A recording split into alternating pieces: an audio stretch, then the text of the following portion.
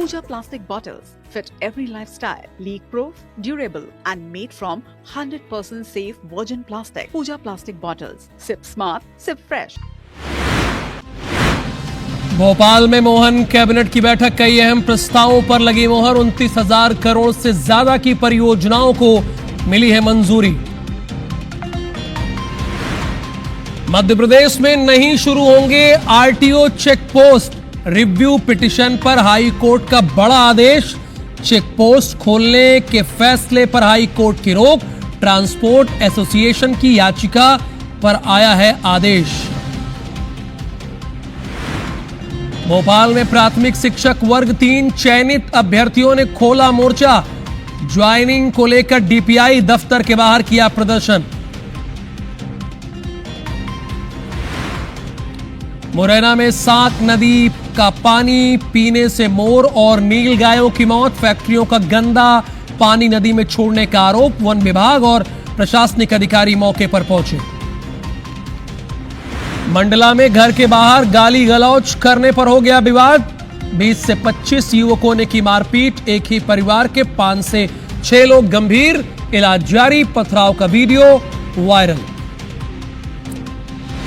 कूनों में बढ़ रहा है चीतों का कुनबा, सीएम डॉक्टर मोहन यादव ने 2 चीतों को जंगल में छोड़ा, पर्यटन और वन्य जीव प्रबंधन को मिल रही है एक नई पहचान।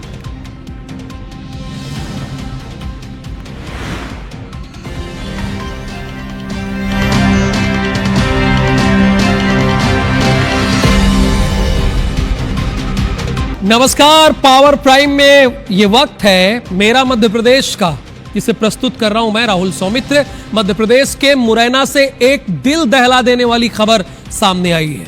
यहां विकास की अंधी दौड़ ने बेजुबान जानवरों की बलि लेना शुरू कर दिया है। ये जो बात मैं कह रहा हूं ना, इसके पीछे बहुत ठोस रीजन है। नूराबाद थाना क्षेत्र के खैरबाया गांव में साक नदी है। यहां का पानी पता है जहर बन चुका है। आरोप है कि पास की टायर फैक्ट्रियों से निकलने वाले केमिकल युक्त पानी ने 3 राष्ट्रीय पक्षी मोर और नीलगाय की जान ले ली। घटना के बाद आक्रोशित गांव वालों ने नेशनल हाईवे पर चक्का जाम कर दिया। ग्रामीणों का बहुत सीधा कहना है कि टायर फैक्ट्री के संचालक रात के अंधेरे में टैंकरों के जरिए खतरनाक केमिकल और गंदा पानी नदी में बहा देते हैं। अपना काम बनता, ये फैक्ट्री वाले सोचते क्या है पता है? अपना काम बनता। आगे आप समझदार हैं। ये फैक्ट्री वाले ये सोचते हैं, ये इनकी सोच है।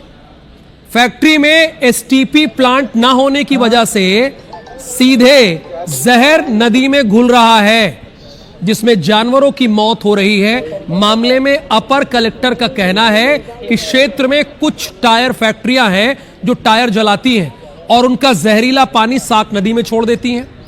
पूर्व में मामले को लेकर जांच समिति गठित की गई, जिसके बाद कई फैक्ट्रियों ने ट्रीटमेंट प्लांट लगाने का वादा किया। यह वादा था, लेकिन ग्रामीणों का आरोप है कि फैक्ट्री संचालकों ने ट्रीटमेंट प्लांट नहीं लगवाया। फिलहाल मामले में केस दर्ज कर नियमों का उल्लंघन करने वाली फैक्ट्रियों को बंद करने की बात कही गई है। लेकिन ये कब होगा? बात कह दी जाती है, लेकिन होता नहीं है।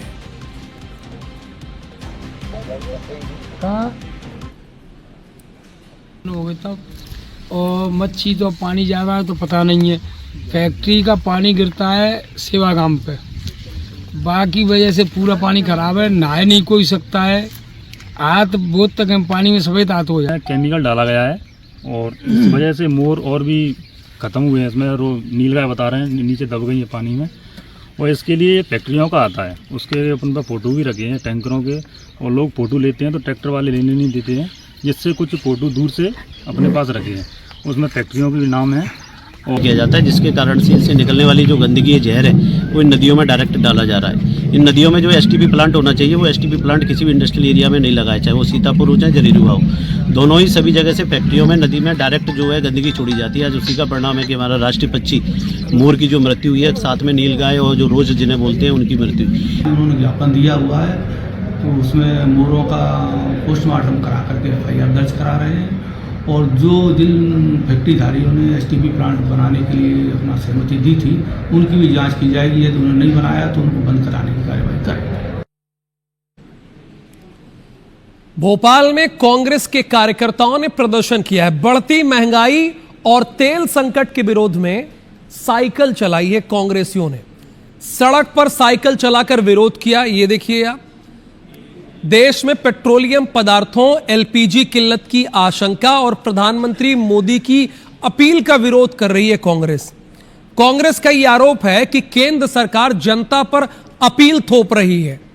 पेट्रोल डीजल बचाने और सोना ना खरीदने जैसी सलाह देकर जनता पर आर्थिक बोझ डाल रही है सरकार। अच्छा, समझ में ये आ रहा है कि अगर कोई सोना नहीं खरीदेगा तो आर्थिक बोझ कैसे पड़ेगा, है ना। कांग्रेस ये कह रही है पेट्रोल डीजल ना खरीदेगा तो उसका तो पैसा ही बचेगा ना। देखिए, जरूरत की चीज है, पर कांग्रेस कह रही कि आर्थिक बोझ डाल रही है सरकार। ये बताना चाहिए कांग्रेस को कैसे।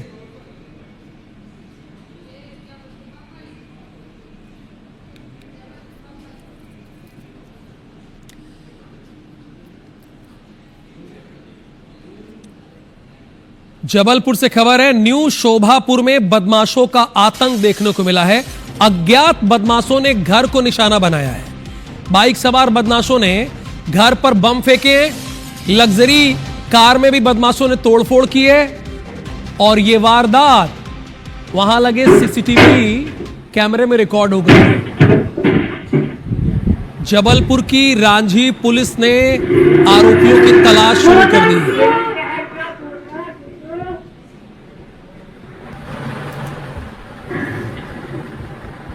विजेंद्र पांडे के पास इस खबर की पूरी इंफॉर्मेशन है, हमारे संवाददाता हैं। अब आप उन्हीं से सुनेंगे। विजेंद्र, ये क्या हो रहा है? ये तो मुझे किसी फिल्म का सीन लग रहा है, लेकिन ये तो आपके जबलपुर में हो रहा है। अभी तक इसमें पुलिस ने क्या बताया आपको, क्या किया कार्रवाई उन्होंने? बिल्कुल राहुल, अपने आप में ये तस्वीरें बताती है कि किस तरह से गुंडागर्दी यहाँ पर चंद बदमाश कर रहे हैं। और ये पूरा जो घटनाक्रम है, जो वीडियो सीसीटीवी फुटेज के जरिए सामने आया है, अभी अभी सामने आया है, ये घटनाक्रम कल रात का है। जबलपुर का जो न्यू शोभापुर इलाका है, यहाँ पर 3 बदमाशों ने, जो कि एक स्कूटर पर सवार होकर आए थे, उन्होंने इस तरह से दनादन कई बार बम बरसाए। ये देसी बम थे जो कि बदमाश अपने स्तर पर ही तैयार करते हैं। और न सिर्फ एक घर पर ये बम बरसाए गए, बल्कि उस घर मालिक की जो लग्जरी कार थी उस पर भी बुरी तरह पथराव करते हुए उसे भी तोड़फोड़ दिया गया। ये जो हमला हुआ है राहुल, वो जानकारी के मुताबिक अक्षय सिंह और आदित्य सिंह नाम के 2 भाई हैं और ये पेशे से बिल्डर हैं। इनके ऊपर हमला हुआ है। हालांकि किसी से इनकी कोई दुश्मनी नहीं है। ये जरूर पूछताछ में ये बात सामने आई है कि जो इलाका है न्यू शोभापुर, इस मकान के पीछे ही खुला इलाका है जहां पर अक्सर शराबखोरी की जाती है और स्थानीय तौर पर इन्होंने इस बात का विरोध भी किया था। तो इस बात की बहुत आशंका है कि शराबखोरी की शिकायत किए जाने से ये बदमाश इस कदर नाराज हुए कि उन्होंने इस तरह से गुंडागर्दी जताई है। और देख सकते हैं आप कि किस तरह से एक बाइक पर सवार होकर जो 3 बदमाश आए, दनादन उन्होंने न सिर्फ घर पर बम बरसाए बल्कि कार पर भी बुरी तरह तोड़फोड़ कर दी। तो अब ये सीसीटीवी फुटेज ही इकलौता जरिया है पुलिस के पास, जैसा कि पुलिस अधिकारी कह रहे हैं। रांझी थाना पुलिस कह रही है कि अब इसके मुताबिक जो है वो आरोपियों को तलाशने की कोशिश कर रही है, लेकिन अब तक इस फुटेज के अलावा कोई सुराग पुलिस के पास नहीं है। अब तक आरोपी गिरफ्त से बाहर है और फिलहाल जांच करने की बात जरूर पुलिस कर रही है, लेकिन इन नजारों से समझा जा सकता है कि विजेंद्र कानून व्यवस्था के क्या हाल है। बहुत सीधी सी बात है, रांझी थाने के पास भी ये फुटेज है और रांझी थाने के जो लोग हैं उनके पास भी ये फुटेज है। बहुत धन्यवाद इस पूरी जानकारी के लिए आपका। भोपाल के गौतम नगर में रविवार को हिंदूवादी संगठनों ने एक हिंदू लड़की को मुस्लिम लड़के के साथ एक निजी होटल में पकड़ा था। उसके बाद युवक के साथ यानी लड़के के साथ मारपीट की गई थी और चेहरे पर स्याही और गोबर भी पोत दिया गया था। अब इस मामले में क्या हो रहा है पता है? सियासत हो रही है। इस पूरे मामले को लव जिहाद से जोड़कर देखा जा रहा है। पूर्व कानून मंत्री पीसी शर्मा ने कहा है, अगर कोई व्यक्ति लव जिहाद कानून का उल्लंघन करता है तो कानूनी कार्रवाई होनी चाहिए। यह बात तो ठीक है, लेकिन कानून हाथ में नहीं लेना चाहिए, यह बात भी ठीक है। वहीं भाजपा के प्रदेश मंत्री रजनीश अग्रवाल ने कहा कि मध्य प्रदेश में कानून का राज है। और सरकार ने लव जिहाद से निपटने के लिए सख्त कानून बनाए हैं। हालांकि लड़की ने पुलिस से किसी भी प्रकार की कार्रवाई नहीं करने की बात कही है।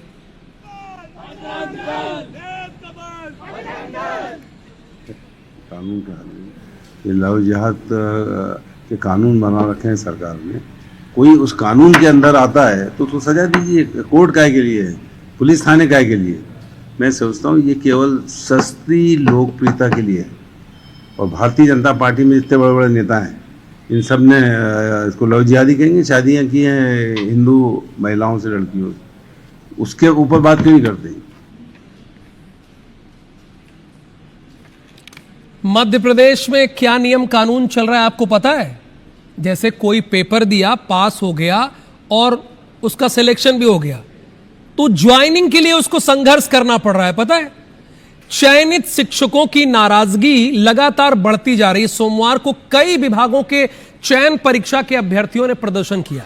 यह प्रदर्शन लोक शिक्षण संचालनालय के सामने किया गया। जरूरी है, जिसमें जल नियुक्ति देने की मांग उठाई गई है। एक तो भैया पहले पढ़िए लिखिए, लाखों लोग बैठते हैं उसमें आप क्वालिफाई कीजिए, उसके बाद मध्य प्रदेश में नियम यह है कि आप अपनी ज्वाइनिंग के लिए प्रदर्शन कीजिए।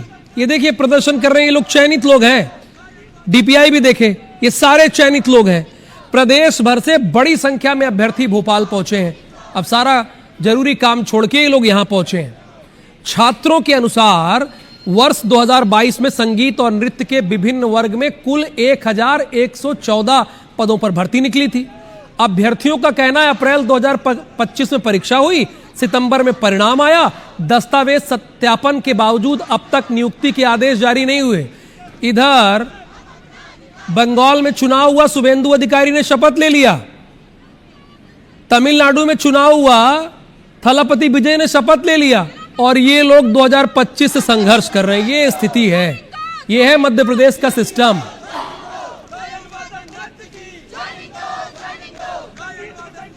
सर हम 2022 से संघर्ष कर रहे हैं सर। हमारी प्रोसेस को 5 साल होने वाले हैं।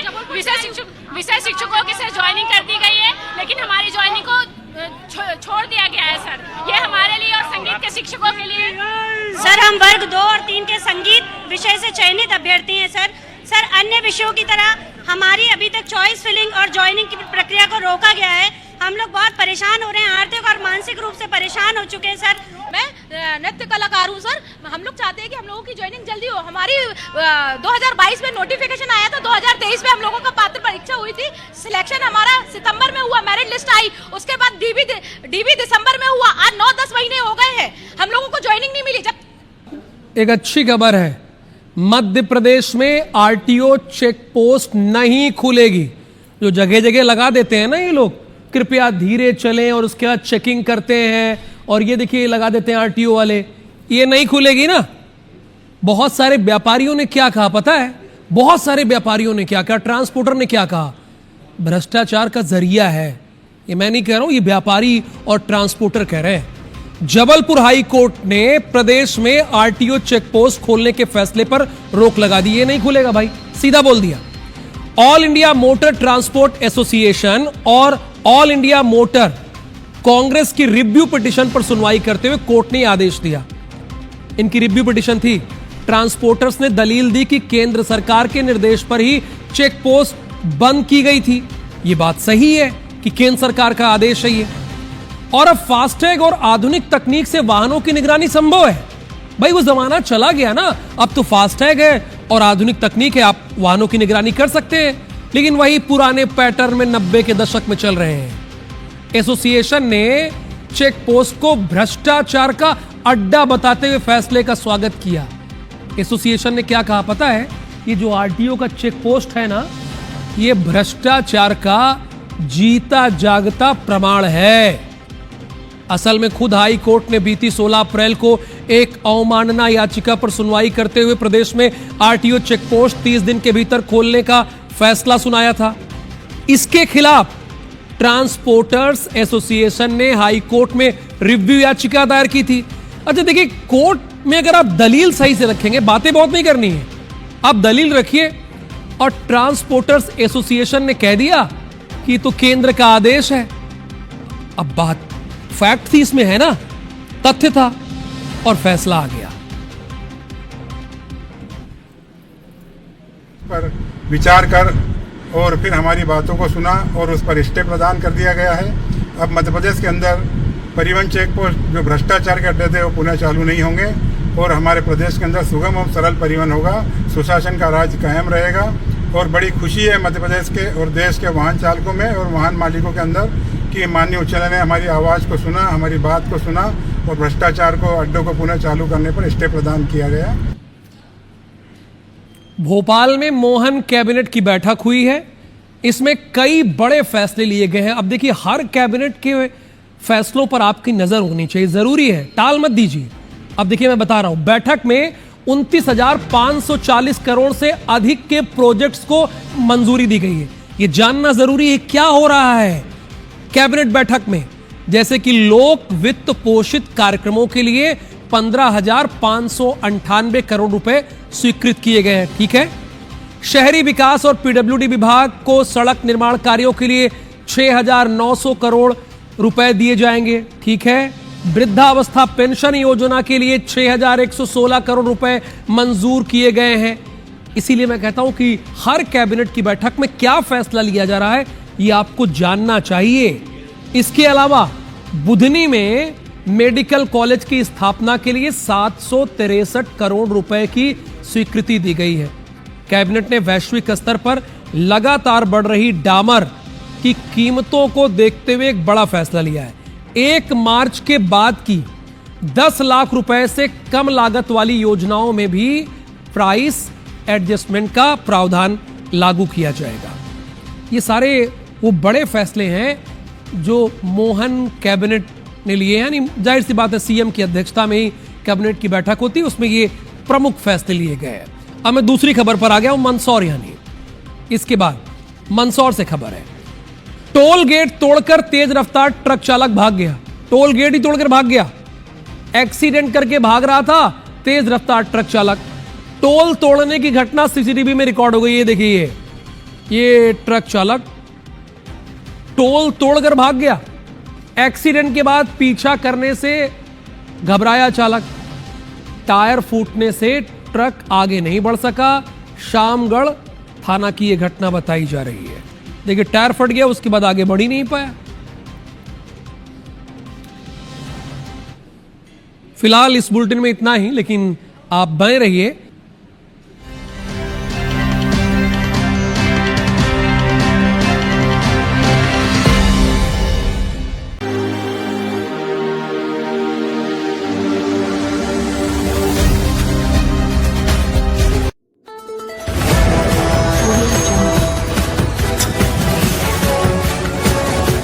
MP लाइव टीवी आपको रखे अपडेट, सच जो हम आपको बताएंगे। तमाम खबरों से अपडेट रहने के लिए MP live TV news channel को सब्सक्राइब करना ना भूलें।